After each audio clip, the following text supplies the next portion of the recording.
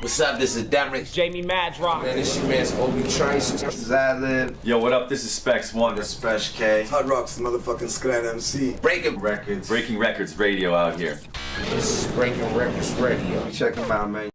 Mic check 1 2. What's up? It's your host Maloney in the place to be, Breaking Records Radio, and I got two very special guests with me on the phone right now. I'll let you guys introduce yourselves.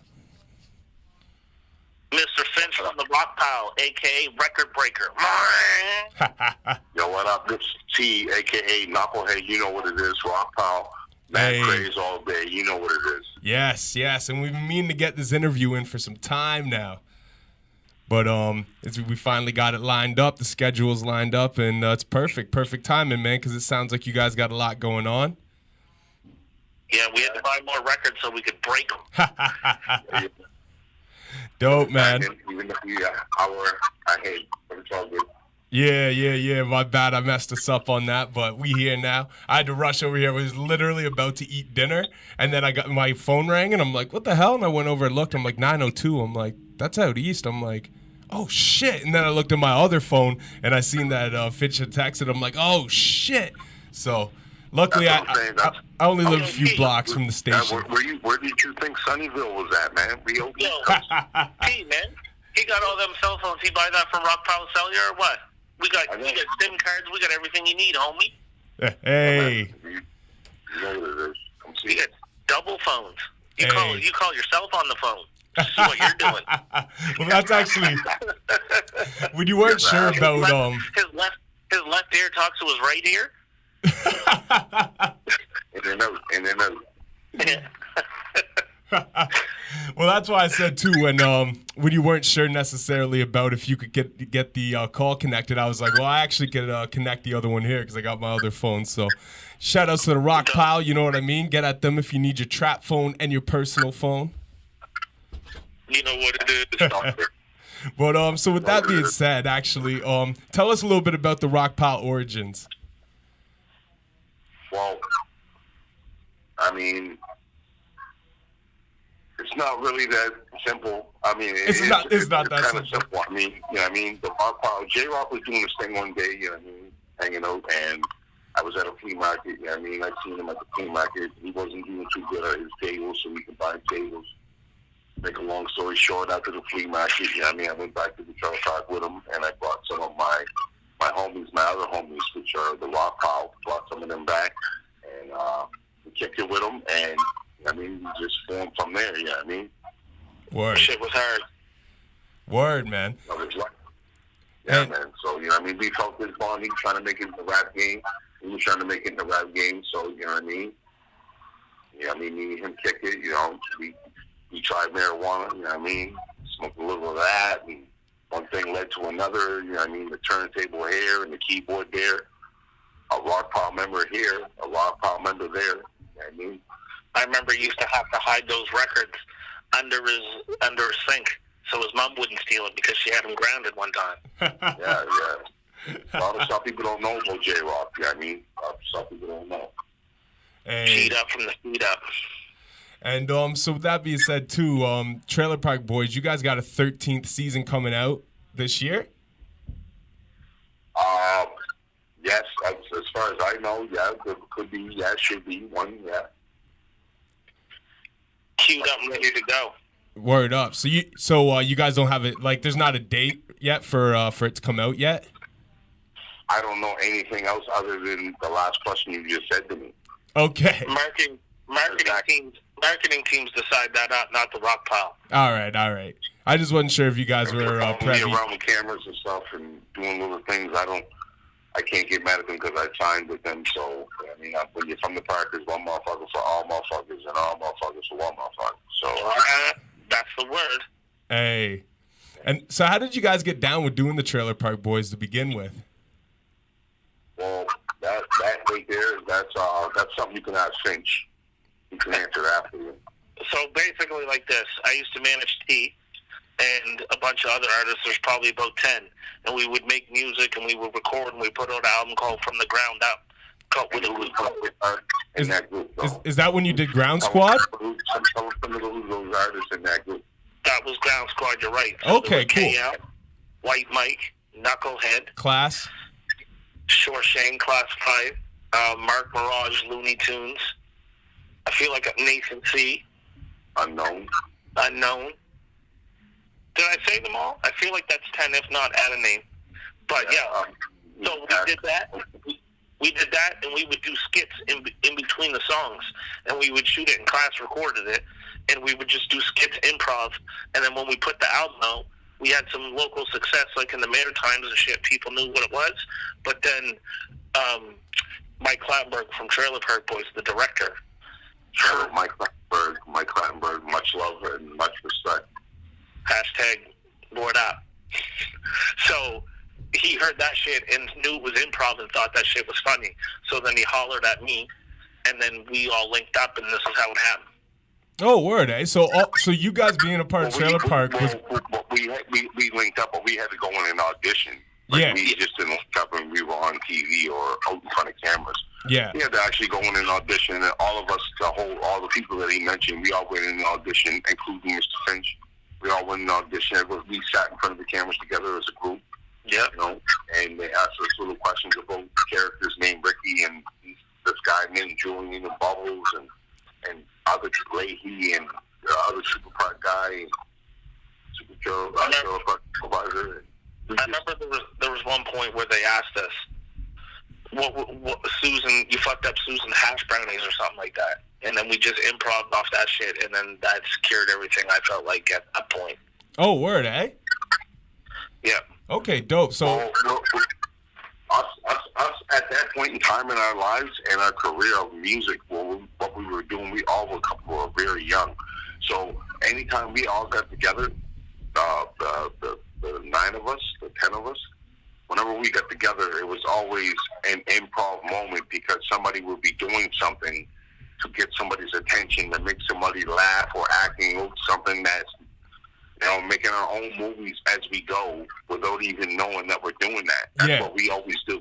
That's our humor anyways, but just like when you said do a little thing there, we said we were breaking records just like that shit. Yeah. That's all we ever do. Yo, that's crazy. So the Ground Squad group actually kind of birthed you guys getting the Trailer Park deal then, eh? That's fair to say. That's crazy. That's crazy. Pretty much. Squad birthed a lot of things. Yeah, because Ground Squad, I mean, like you could say that birth Classified as well, too. You know what I mean? Like, really early on in his career, he was repping that hard. He definitely was doing his thing before he became a member of that group. Yeah. And he was an intricate part of that group because he was making beats and stuff and still mixing and mastering on his own at a very early age, too. I mean, we all were young, but he definitely was in there. He was part of that group. He was part of that group. I always start my story with that because I always get asked that question all the time about, T, how did you get on the show? And I always take it back to the point of me being in that group and all of us going into audition for that show. Yeah. And I mean, like I said, Finch had the call to bring us in, but we all went in as one. Yeah. I mean, so for me, it was kind of different too because, you know, after that, I got a call, and the call was for me to come back, and they wanted me to play a certain character, but I didn't end up playing that character, and they told me they were going to put me alongside Jonathan Torrance. And it's crazy because, and I'm sure, Finch, you remember this, when we got on set, it might have been the first season, a couple days in or whatever, we was telling J-Rock how we wanted to get on Jonovision, if anybody remembers that show. And we were trying to get on that. And we came back, it might have been the next season, the show got canceled. Yeah. You know what I mean? And I mean, I remember J-Rock would come and sit with us in between takes, and we would just chop it up and get right into his character through us. For sure. I remember definitely sending press kits to Jonah Liz and trying to get us on that show. Wow, eh? Word up. That's crazy, man. The history is crazy, and a lot of people, you know, in Nova Scotia, I mean, the history is probably thicker and more well known, but I think Canada, that's one of the things about our hip hop community here is that every province has its scene, and all the major cities have their scenes. But the history is so rich and thick, and there's a lot of, you know, like just like the American industry, but it's unknown the history, right, and the connections and stuff to a lot of the other people. So I think that's really interesting. I gotta give a shout out to Herman from the Woods, if you know who that is. No. He's working. He does stuff with Hopscotch, that festival and stuff. Yeah. He's done tons of stuff in the community, but he's archiving all that information, and soon that will come to light. But I know he's working hard on that and getting every aspect of the grassroots of Nova Scotia hip hop. So be ready for that. I don't know when it's coming out, but I know that he did research, and I know I gave him like articles and shit that I saved or memorabilia. So I know he's putting it together. Oh man, that's super cool. That's real cool. Yeah, you got to keep me posted because I'd love to read that. Right. Dope, man, real dope.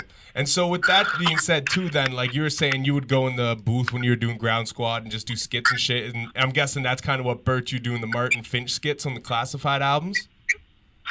Yeah, well, because I managed everybody then, right? Yeah. So yeah, then because I did those skits, and one of them was G Dog Trebek, and we did a hip hop local thing, but made it like Jeopardy. Yeah. And so people thought that was funny. And so then when he did other albums, I think I did 3 or 4 skits on different albums for him. There was one Hip Hop Star right before that song. Hip Hop Star, yeah. I'm a fan. He fucking class. Yeah. Half-Life's the shit, bitch. Half-Life's the shit. Yeah. And so, yeah. That, and I got the Martin Finch moment. Dope on knowing that. Yeah, that was the hating on us. That was a long time ago, man. It's good times, though. That's the Union Dues one, isn't it? That one? Yeah, that is the Union Dues one. Yeah.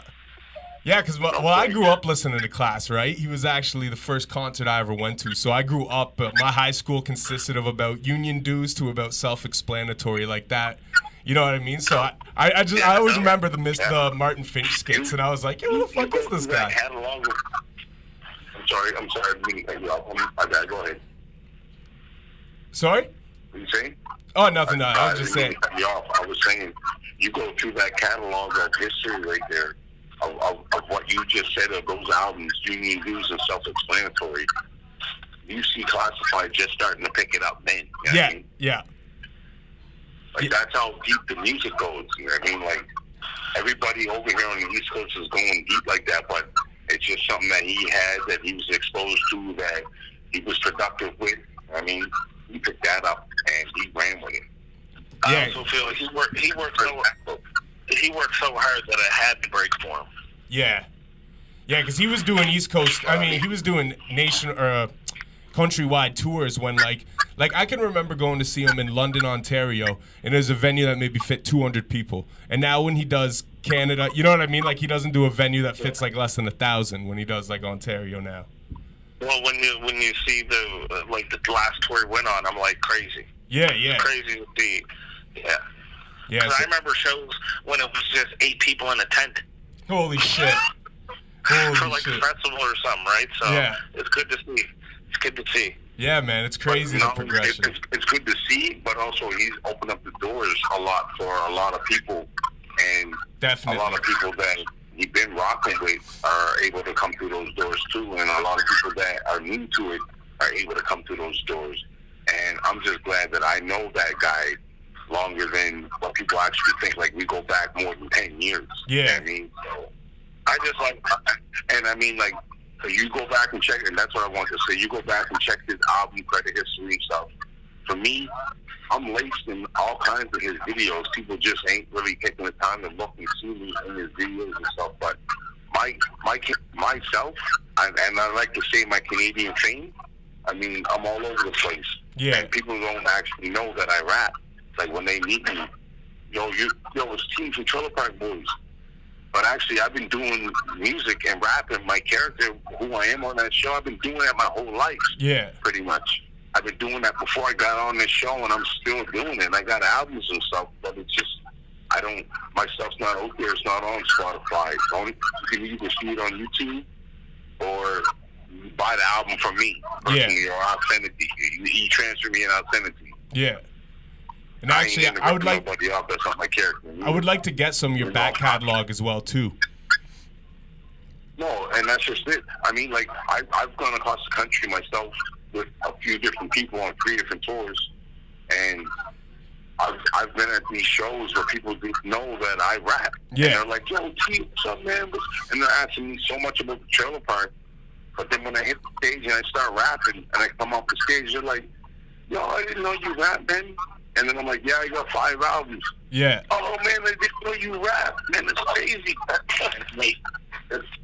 And then there, bang, I got a fan right there, 2 or 3 fans right there, just because they like the character. They're like me, because my character is me.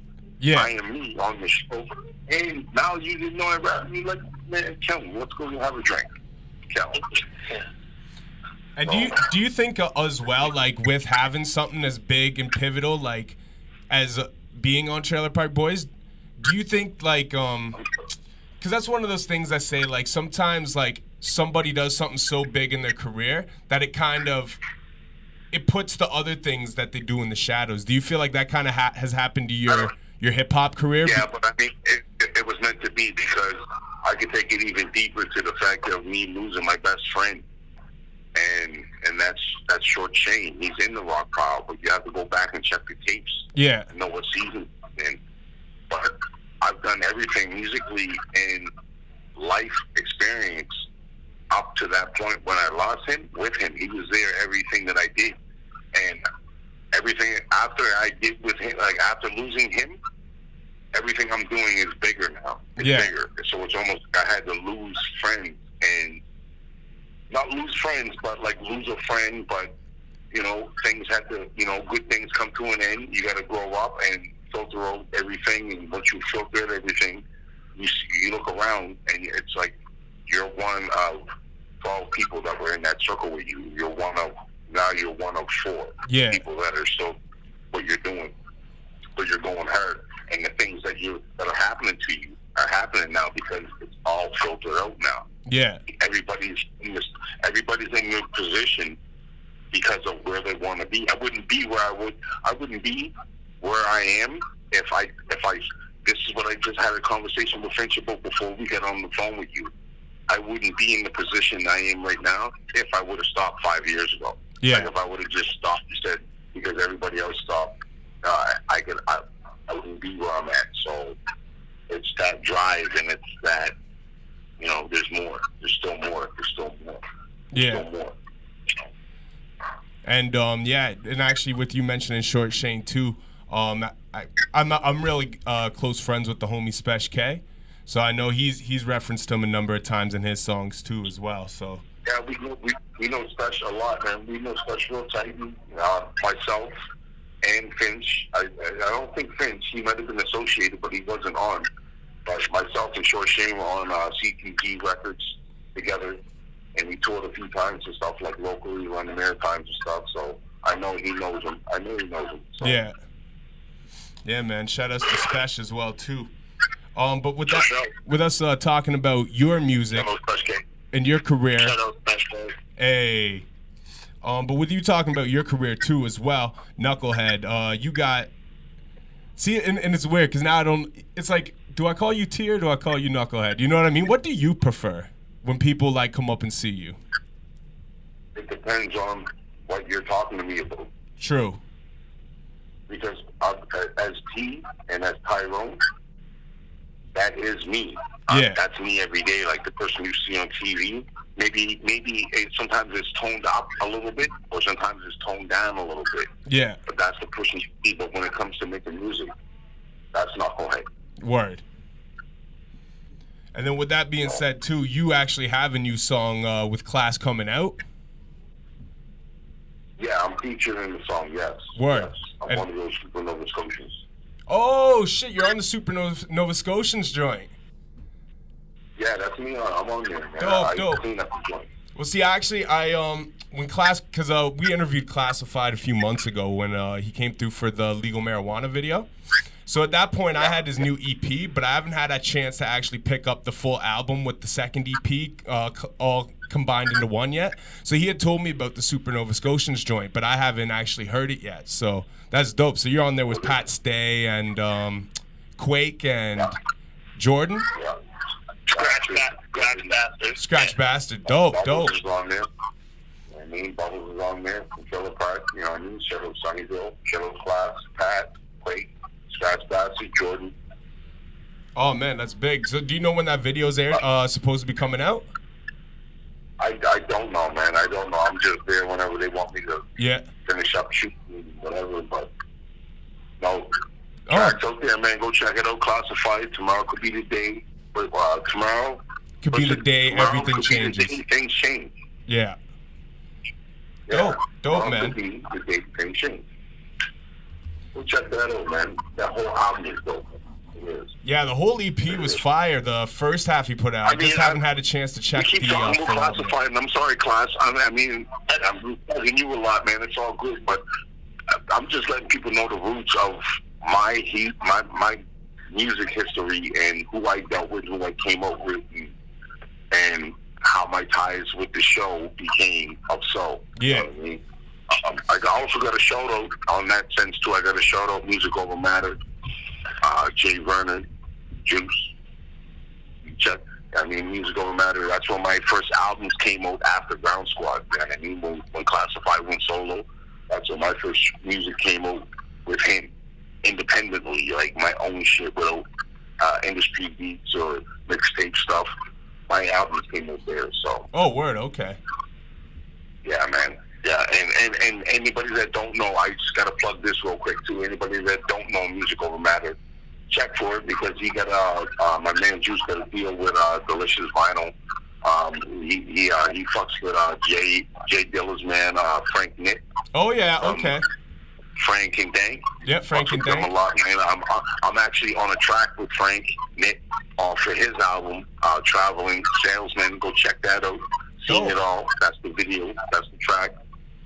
I'm sorry, there ain't no video. Not that I know of yet, but hopefully I'll be in it. But Frank and Dank are good for that too. I know a few people, and I'm out a few places right now. So I mean, like I do have features and stuff out with other artists and stuff, and like Class and Frank Nitt. I got shit out, so check for that. That's dope, man. Frank and Dank are dope for that too. Like Dank has a group with Thrust from up here in Toronto as well. They're pretty good for reaching out to Canada. We know Thrust too. Yeah. We toured. When we were doing that Ground Squad thing, we toured with Shaw Clear and Socrates, and Thrust was there. Solitaire was there too. Oh, shout shit. out to them guys. We toured with the Rascals and stuff back in the day. So shout out to all those guys. Mad love. Canadian legends, man. Yeah, man. And see, and that's what I'm talking about. Like hey, Maestro, guys, hey Maestro, holla Maestro. Hey, shout out to Maestro. He's a friend of the show. But that's one thing, like, that's what I'm saying. Like, the Canadian hip-hop history is so thick. Like, I would have loved to go to one of those tours back in the day. Like, Ground Squad, Solitaire, like, that. Like, that's crazy. But, like, there's so much history. Our Ground Squad show, when we performed, that was like a Wu-Tang show. I can imagine. Like when Wu-Tang was coming out, but like a Wu-Tang show then, but here. Yeah. Like, you got 9 people, plus you got 2 DJs back there rocking it. 9 MCs on the stage roaming around, some of them in the crowd, some up on the stage, some backstage, and killing it, though. Killing it. Yeah. That's what I can say. In the East Coast over here, there was nobody with a 9-man group over here with 2 DJs to make that 10-man group. We was that group over here. And that whole group was 2 groups, 2 solo artists, and 2 DJs put together. That's insane, man.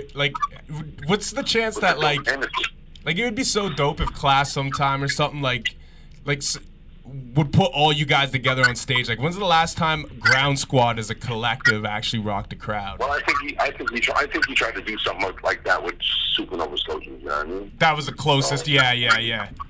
For me, I'm just thankful to be on the track because I know how long we can go back. That I'm just thankful to be on the track with the other dope artists that are coming out that are newer than me. That are,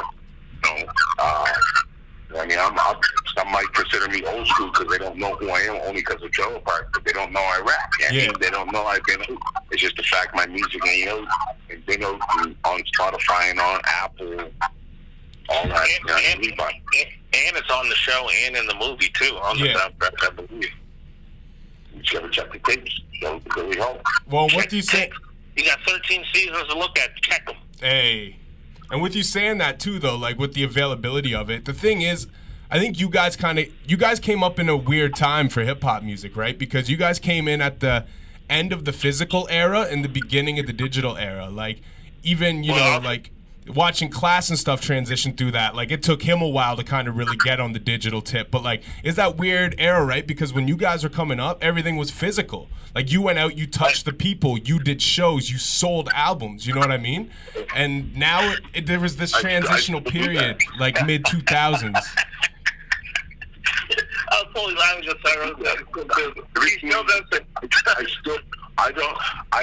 I can advance, and I'm advanced to the game, and I'm getting put on it right now. Yeah. But I still hustle the same way I hustled when I was 25 years old. Yeah, yeah.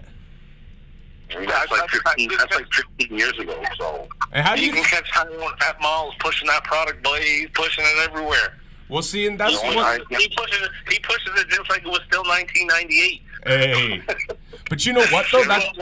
It is a good hustle though, because the artist makes a lot more money in '98. You know what I mean? When you're selling CDs hand to hand, when you're selling merch, that's how the artist eats. Nowadays in the streaming era and stuff, like you got to build up a fucking fan base to even eat. I'll tell you this.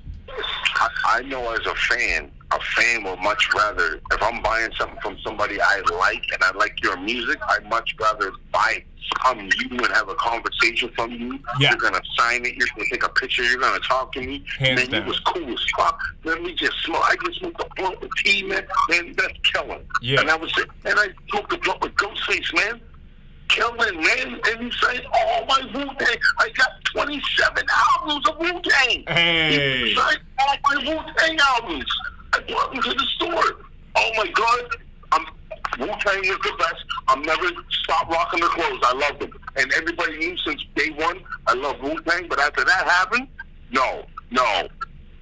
You can't tell me Wu-Tang ain't the best. Yeah. And for me to do that for somebody, and I stood there and took 10 minutes to smoke with them, sign their shit. When they walk away and they live in Edmonton, Alberta, and I get on the plane and come back to Nova Scotia, when they go home and they look at that every day, that's the feeling that gives me. Yeah.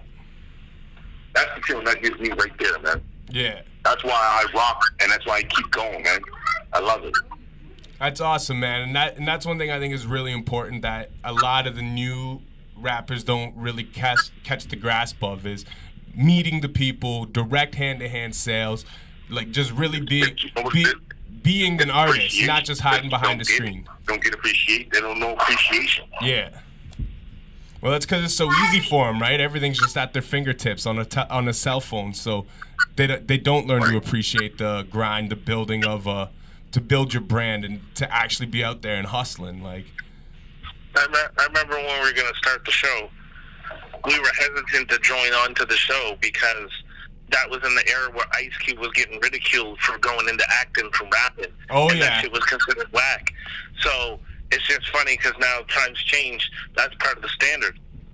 yeah. But back then, when we were kind of like, no, if we do this, we're selling out. We were really conscious of being like, not, I want to say backpacker music, but like that underground music. You know what I mean? Yeah, definitely. Because it was different back then too, as far as like an underground artist. Like, you had to really be careful about what you did for your image, right? Because exactly like you said, like you could easily be canceled, like an Ice Cube or like an Ice-T, or like, you know, people look and be like, oh, that's corny.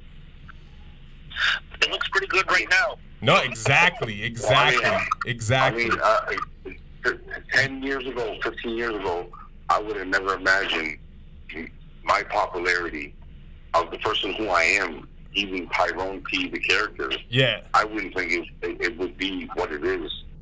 I get and I'm not going to say harassed, but I get hit up at least 2 or 3 times a day of people walking by me or looking at me. No, this. And I'm like, yeah, man. Can I get a picture, yeah? Yeah, and I take the picture with them, and I'll come out. And sometimes I get to step back and look and take a second and be like, no, this really is what it is because of what has progressed, growth, the time, the change, and everything that happens is for a reason. When one door closes, another one shall open. Yep. If you choose to walk through it or you break the weight. So it closes. I mean, you got to take those opportunities, right? Exactly. And that's the thing, too. I think a lot of people don't like opportunities. They come, but a lot of times people don't see it as the opportunity it is. Almost kind of like you said, like you're like, well, we're iffy on taking the role at first. You know what I mean? But like that opportunities come a lot of times, and people step away from them because they don't see it as the opportunity that it actually really becomes. Whether it's just going for a dinner with somebody, when that person ends up introducing you to this guy, and next thing you know, 5 years later, you know what I mean? Produced a hit record for you. So like they're just opportunities. They come in. For sure, not to bring up Classified again, but like when we toured originally Ground Squad with Shaw Claire, and then to see him go on tour with Shaw Claire now, X amount of years later, to me, when I see that, it makes me smile because everybody's shining, everyone's happy, but it's a full circle, which is ironic because that used to be Shaw Claire's group, I think, Full Circle. Yeah, you know yeah. Yeah, that's crazy. And that's actually deep, too, because I didn't even realize, like, that you guys as Ground Squad had toured with Shaw Claire. So I wish I knew that when I interviewed Class last, because at that time I knew what his tour lineup was, so that'd have been cool conversation. When Shaw Claire hit the East Coast both times he toured, and we toured twice with Rascals, and we did a bunch of shows with Maestros. So every time they touched down, I think the Rascals manager was DeGay or whatever I think his name was. I think that's how you say it. And he used to manage...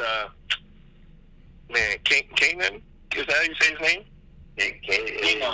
K9 or whatever that guy is. Oh, yeah. That's what we're going. Yeah. Anyways, I think if I'm right, but that guy used to always holler at us and had mad love for us. It was nothing but love. So it was amazing to have Van City people come out here and show love. And even come to her, we had a record release party at the Khyber on Barrington Street. And Buck 65 hollered at us and came and performed at our record release party, and Rascals and them dropped by. So it was love for them. They always showed love to us, so I love back to them. Oh man, that's dope. And yo, tell them about when we went to film the Unexplainable Hunger video with Class. That was Royce 5'9". That was in Toronto. I love that joint. I don't know where, but I remember Royce 5'9". Was killing. We all thought he was dope to begin with, but we were chilling and we were on break. It was like late. It was like 4 a.m. and someone came and knocked on the door, and me and T were in the car, and they were like, "Yo, man, you want?" I think he wanted waffles or Burger King. He said one of those two things. Which one do you want? And then we said, "Yeah, well, we want Burger King or whatever." And so they were like, Royce 5'9" paid for everybody to have Burger King, which I thought was dope. And the next day, I think, was his birthday, and he was going back to Detroit. So, like you said, you don't know where the journey takes you. But now look at Royce 5'9". I thought Royce 5'9" was as dope back then. Yeah. But see where he is now, that everybody knows who Royce 5'9" is. Brings it to another level, right? I mean, even that same video shoot, as the video's going on, I can recall me and Finch sitting back of a Suburban drinking liquor, and me and him were just drinking the liquor, waiting for our shot for them to tell us to come in, and we're ready for you guys to come in, and we're sitting there drinking, and they finally come and get us. But before they come and get us, as they come and get us, Shaw Claire's coming in, and he's like, "Yo, where's the drink?" And we pass him the bottle, and it's like less than half gone. And we passed it to him, you know what I mean? And it was me and Finch, and he was like, "Yo, man, sorry, kid. Shit ain't sweet." You know what I mean?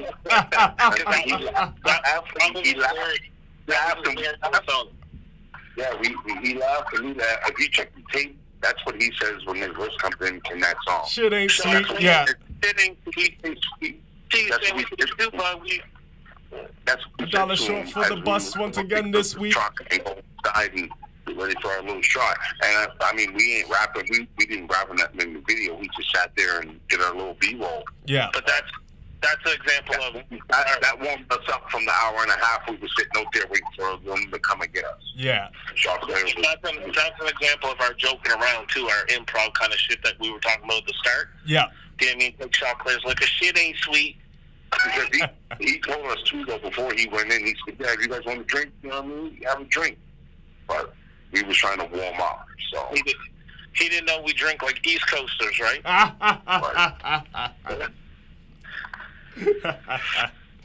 Oh man, that's awesome though. Like I bet you guys got stories for days, man. Shout out. Yeah, man, love the whole circle, man. Love all them guys out. And that's another thing too, man. Like, I mean, we had our whole movement over here with the Ground Squad and how we was doing it back then like that. But back then like that too, I got to shout out, you know what I mean, Cardinal and Shaw Claire and Julie Black and all those guys, all that was holding it down like that, at that whole circle movement and with motherfucker from the Ghetto Concept, and the guy from Ghetto Concept. I can't remember his name, man. That Infinite. Is that his name? Infinite? Yeah. The one who did Take a Look in My Eyes and You See What I See. That dude? Yeah. Yeah, Chaos and all them guys, man. Then take it over west to, the Rascals, like Finch said, and there's two motherfuckers over there, too. I can't remember their names either, man. The guy that's on fucking Northern Touch. Checkmate? Conscience and Checkmate. Cardinal, Shot Clear. Cardinal and Thrush. Shot Clear coming down with the Northern Touch. Checkmate. And I think the other guy you said, the other guy. Conscience. Was that Conscience? Something like that. Yeah, man. I'm my bad for mispronouncing your name. I'm saying it wrong and shit, but gotta shout those guys out, man, because that's the type of shit that coming from Canada when I was back in those days. That's the shit I was looking up to, saying, man. And you know what I mean? I'm thinking you doing that shit too over there, man. And that's what we was doing. It's funny too, because we were just young guys out there doing it, right? And they knew of us on the East Coast and linked up with us because they liked our vibe. I wonder if they ever see Trailer Park Boys and say, or even put two and two together, because maybe they don't, right? I'm sure some of them do. I can tell you mad stories, my man. I can tell you, I remember being in Toronto a week before Ground Squad opened up for Julie Black, Shaw Claire, and Socrates at the train station in Halifax. This is back in like '99, almost 2000. Oh shit! And I think it was 2000. 2000. Yeah, that's like Money Jane era. And a club, and a certain club in Toronto. And I told my cousin, shout out to school. I told him, oh, that Socrates right there, man. I'm opening up for him next week. When I go back home, I'm leaving in 2 days. But on the weekend, I'm opening up for him at the train station down in Halifax. So I ran over to him. You know what I mean? Come in, he's with a couple of his homies and whatever. I ran over to him. I was like, yo, man, Socrates? Yeah. And I told him who I was. You know, man, my name's Tyrone, man. Knucklehead, man. I'm in this group called Ground Squad. Yo, you guys doing a show next week in Halifax. You do Black Shot. Yeah. I'm part of Ground Squad, man. I'm going to be down there opening up for you, man. When you come down, man, I'm going to have a blunt for you. And no word of a lie, I have the picture upstairs right now of him put his arm around my neck right before we went to smoke that shit when he came down here. Like, the ties go back deep, man. They go back deep. Like I said, check the tapes, man. I mean, you can check, find me in class, like, the ties go deep. Like, I'm not just an actor. I'm not just a rapper. I do both, and I'm me. You know what I mean? But I have the charisma, I have the personality at this point right now to carry it. Back then, I was wild, reckless, and didn't really know. But right now, I know what I'm doing to a certain extent. But I know all those people that are everybody from here knows everybody. It's just a matter of connecting the dots. Yeah. Know what I'm saying? Yeah, man, it's dope. Like, and the more I learn about the East Coast too, like that's one thing that I do notice is that everything is very ingrained and that everybody does know each other and like. I don't know. I really like, and I myself had had the opportunity to come tour on the East Coast earlier last year with my homie Robbie G, and just incredible experience, man. It was my first time out east. Nova Scotia, absolutely beautiful. The things that they say about the people is absolutely true. There is an East Coast hospitality. You people are nicer than anybody else in Canada, as far as I'm concerned. Like it just incredible, and just like seeing, you know, like we got to rock. Curly's the spot that Class mentions, and it's sickening. We got to perform there. So just like to kind of see some of the history, you know what I mean? Like, it was just super dope, man. Super dope. We got talent out here. We got talent. You guys got a lot of talent out there. Like, everyone who performed at every show we did, I think, 11 shows out there. Absolutely, like, just flawless talent. I met a lot of great people that, you know, I've had them on the show since, and, you know, collaborated with some of them. Just like, it's just so much raw, untapped talent out there. I think the East Coast really deserves a good spotlight on it. Definitely does, man. Respect, man. Shout out East Coast all day. Definitely, man. And with that being said, too, like, can we expect any, like, a Knucklehead album coming out anytime in the near future, or any new Actually, music? yeah, man. You can expect something, man. To be honest, I'm not really sure when, but as soon as I could drop it, I'm dropping it. Believe me, I'm dropping it like it's hot. Dope. So it's in the works, at least, though. If you want to buy albums online, check Martin Finch on Facebook. I can get you copies and stuff like that. Me and Tyrell sell albums on there. Yeah, tell us about the 3-album poster package you got. What'd you say? Tell me about it? The album and poster package things you're talking about that you got. So I usually put Tyrone's solo album, Martin Finch's solo album, and then we did an album together called Stuck in the 90s. Yeah. So you get those 3, plus you get 3 posters. One large one, autographed by me and T. Then you get the Drunken Hour, the video podcast thingy that we did for SwearNet, and we sign it.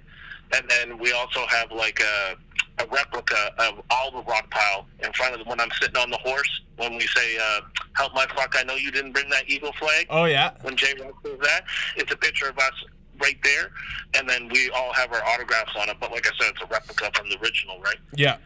So we usually sell that online. You got PayPal, get at me, Martin Finch on Facebook. You can check me on Instagram at Mr. Finch of the Rocpile. And that's what it is. So cop the albums from us, holler at me. You can buy one, you can buy all 3, you can do it all either way. T gets his money, I get mine, we do what we do. Dope, man, dope. I'll have to grab one of those packages from you as well. And Spesh told me about your guys' album too. And anybody, like you said, anything that he said, but you can get more albums from me because I got, like I said, I got 5 albums. People that don't know, I got a first album called Knucklehead, Knuckle. My second album, the 365 album, which has some of the original Rocpile guys on it. Rest in peace, Short Sheen. I have my album, Hard Headed. I have the Finch album, Stuck in the 90s, me and him. And then I have a Mad Craze album with my original crew that I started rapping with before I even got close to TV. So word. I got like 5 albums. You can get T-shirts from me too. I have T-shirts that say "No, I'm saying." Hit my IG up, Knucklehead at Knucklehead_365. Check me out. You can check for my videos and stuff on YouTube. You know what I mean? Just type in my name, Knucklehead, and the name of the song, whatever song you're looking for. If it's on there, you know what I mean? Check them out. But at the same time, me and Finch at the Trailer Park song. Check that out. That's on my album, Hard Headed, and it's called the Trailer Park song. That's on YouTube too. Check that out, yo. Hit me up, holler. And inquiries, do DM me, or you can email me. Shit got to be serious. That's all I can say. Because if it ain't, I ain't fucking with you. Hey. Dope, man. And do you guys, neither of you guys have any copies of the old Ground Squad albums by chance for sale, do you? For sale, I don't have a copy for sale, but I do have a copy that I play for myself, and I listen once in a while to myself. But I got two copies, but those are memorabilia. Okay. I have them in the original rap. But I can get you the songs though. I was just gonna ask, would you be able to forward me some of the songs to play on the station? Because I'd love to have some of that stuff. Because I love playing the old school Canadian hip hop too, and kind of, you know, like we were saying, like the links that, you know, people don't realize are there. Like I really like to kind of play some of that old stuff. He's trying to play old Ground Sauce stuff, so we get in fights over the royalties. I don't care. As long as I'm getting played, the 10-person split? Jeez. Yeah, just give me my 50 cents and I'm good, man. Hey. You don't even get 50 cents no more. You get like 0.45 cent. Well, whoever's getting the most money, I'm going to them and telling them, give me 50 cents. You should write the final wording in your contract. I own it all. I didn't have a key contract back then. I forged your name. I forged your name on the contract. I just said, yes, let's do it. That's it, man. But no, man. Four of them good tracks. You know what it is, man. Some of them good tracks, man. It's crazy. My man, can't be serious. Personally, You know what I mean? What's the other one with Nature and Bike and fucking Class? You know, what's that song? Can you feel that, I think? That song, man. That song is dope, man. I like that track, man. You know what I mean? Some of them good tracks, man. That will. Was the Sound Off joint off the Ground Squad album? No, that's on Unpredictable. Oh, okay. That's the album he did after he did From the Ground Up. But Tyrone was on a song called "Will Never Fall" with Short Shane on that album. Oh, word. Yeah, because the oldest Class album I could get was Union Dues, so I always kind of wondered what that song was from. He had 2 tapes. I think 2 tapes. If I'm wrong, excuse me, but I remember I had 2 tapes that he did, Time's Up and What's Next Kid, I think was the other one. And then he put out an album that just had 4 songs on it called Now What. Now What, yeah. Now What, and that only had 4 songs on it. And then he put out Unpredictable. And then, was there a Trial and Error come there? Trial and Error. Union Dues would have been next. Union Dues, then Trial and Error. Union Dues, because we're on No Breaks on Union Dues. Okay. I always get those 2 mixed up in terms of timeline. Yeah. Union Dues is first, and then Trial and Error. Because heavy artillery's on Trial and Error. Now it's after Union Dues. I remember the Union Dues because the government got at him and he hated them. She had to pay. He put that the cover. That's the cover art. Yeah. That shit's real stuff. That's actually real, eh? That's dope. That is real. That's not joking. He was mad about it. That's super dope. Yeah, luckily when I got into Class, it was right at that cusp before he really blew. So luckily when I seen him at the first show in London, he still actually had hard copies of Union Dues. So I was lucky enough to get my hands on one of those. Dope. Play number 8, No Breaks. Yeah. You hear Short Shane in there. Short Shane's the 3rd last person. Okay, word, dope. No Breaks. Short Shane, the 3rd last person. That crazy. It's a banging track too. Yeah, it is. That whole album's banging, actually. From start to finish. Yeah, I love that joint. I love that whole album. A lot of people say the Martin Finch moment was their favorite part of that album. Yeah? No, they don't. Shut up. I was gonna say, what? Your shit's right before Talking Shit, isn't it? He did. He went for the bait. He went for the bait. Got him. He's hooked in. Gave no one East Coast fisherman, eh? Got him with that. We can feed him. Yeah. All right, guys. Well, before we wrap it up, I did want to ask each of you guys something else as well too. For you, T, you're doing a trailer park boat cruise coming up. I'm not going to be a part of that. Unfortunately. No. I could have been. I had the opportunity, but I can't do it because of some personal things. Okay. So I can't do it. I can't commit to it. Even though it's only for like 6 days, I would love to be there. Don't get me wrong. As long as I don't see the water and the end of the world together outside of the boat, I will be good. But other than that, no, I can't make it. Yeah. Okay. I can't make that cruise. Okay. And as well, for you, Finch, you've been venturing behind the film a little bit. Yeah, I've been doing some things. Last year I applied for a thing called Film 5, and we made it to the finals, but we didn't win at all, and the winner would get like $30,000 to shoot a short film to go into the Atlantic Film Festival down here. Oh, dope. So I'm dabbling in stuff. I'm writing some stuff. Far from a pro, but just trying to build other things around. You know what I mean? Yeah. And constantly working on stuff. So I got like a new camera and stuff, and I've been writing some material, and I'm gonna put some of it to action soon. So shit should be dope. I'm writing some ideas. Awesome, man. You'll Awesome. see some of his films, of course, always. He might need a character, but you'll see themes in his own thing with that. For sure.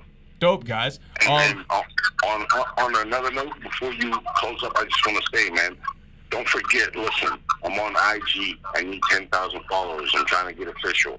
Hit me up. Listen, I know I don't post that much, but I need things that'll be important for me to post for you to see. I'm just living my regular life. I got a new album coming out, which I'm brainstorming and working on. I just don't know when it's going to drop. Be on the lookout for that new trailer park season that could be coming out soon, very shortly. That's supposed to be happening. I don't know if it is, but be on the lookout for it. Hint, hint, wink, wink. Shout out to the trailer park, man. Shout out to Mr. Finch. Shout out to the Rocpile. You know what it is. Finch, Rascal, Mr. Green, holding it down. Corey Wright. Plug your IG again, too. In a city near you anytime this spring, this summer. You know what I mean? I could be coming through. I could be coming through with anybody from the East Coast or me solo. You never know. If the times work and it's all good, be on the lookout. Be on the lookout. I'll be posting on my IG. My IG is follow Knucklehead _365. Follow me. Holler. You know what it is. Hey. And you want to drop your socials for him, too, Finch? On Instagram, it's at Mr. Finch of the Rocpile. Follow me on there. And then on Facebook, just get at Mr. Finch, Martin Finch, and I'll add you eventually. I'm not on it too often, but I do post on there sometimes. Okay, dope, guys. And before we do let you go, I just have one question that I ask everyone I interview. You guys are familiar with Mortal Kombat, I assume? Correct. Some of the younger generation don't know what the fuck I'm talking about when I ask them, but I figure you guys know. So if your lyrical style could be transformed into a Mortal Kombat finishing move, what would it do to your opponent? You cut out there. What'd you say? If your lyrical style could be transformed into a Mortal Kombat finishing move, like a fatality of your choice, what would it do to your opponent? I know what mine would do. It would turn you into me, and then I'd cut your head off for trying to be me. That's serious. That's awesome. I think mine would fill you up with shit, like keep feeding you and feeding you and feeding you. and cut your eyelids off. And then, no, watch you just fucking explode. Give him the method man. You should feed him rock vodka. But every hit or every verse, every bar is feeding you, feeding you, feeding you. You can't take no more. You gotta fucking explode when you're done. Hey. Yes, that's awesome. Well, thank you very much, guys. I appreciate your time. Always, man. A pleasure, man. Thank you, my man. Yeah, man. Love. When you guys come through Ontario, you know you're always welcome to come through the show, do it in person, or if I come back out to the East Coast soon, you know, I'd love to link up in person and do a you know, in-person interview. Really, you know, they always turn out better, but you know, Well, we'll be on the lookout, and you do the same, man. Hey, most definitely. Thank you, my G's, for your time. Much appreciated. Peace, hair grease, love. Peace. God bless. All of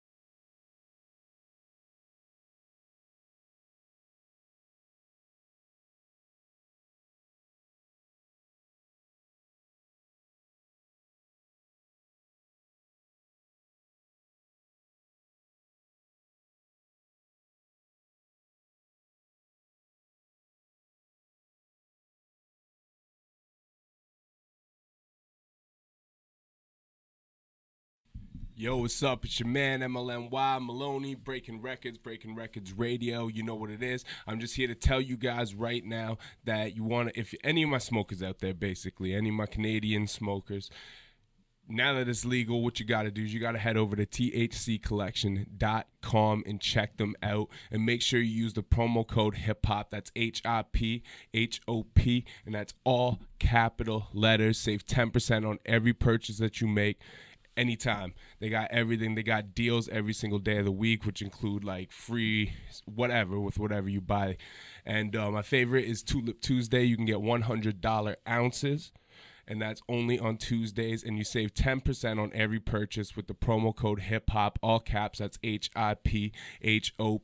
So make sure you go over there, check them out. That's thccollection.com for all your good medible needs, for all your good greenery, your extracts, and all that good stuff.